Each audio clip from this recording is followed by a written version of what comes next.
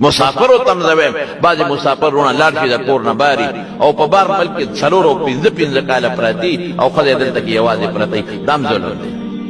دا زیاتې دي بالکل زیاتې زما دا بیان مسافر اوري یلوي سوق پیسې ګټي خو خدای دې بیلا د خدای الله دې بیلا ماشومان دې بیلا دلته چولې خرڅوا دلته لګي وکټا جون خپل تیر کا اب سجون دي کې د کور نه بار زه بالکل مزدوري خدا ډېر غریبانان په بار ملکونو کې پراته دي ډېر په سختۍ قسم په خدای پیسې ګټي ما ولیدل اوسم چې د خلیجي ملک په دې سفر باندې لاړم ما ولیدل ډېر په تکلیف غریبانان پیسې ګټي قسم په خدای ډېر په تکلیف زما ډېر زیات مسافر خپه کېږي کوم مسافر چې په بار ملکونو کې پراته دي او پیسې ګټي ښځو نه بار څوک یو میاشت ژوند نشي تېرولی دا غریبانان کال او 2 کاله بار پراته دي چا باندې د ویزو قرضونه دي ویسو په چا باندې د کور قرضونه دي ویسو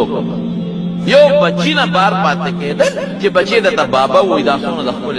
مینې خبره ده دې د بچی د بابا لفظ نه بار او چې هلته ګټي نو دلته بیا وارثان مزې کوي دا بیا ظلمونه دوی کوي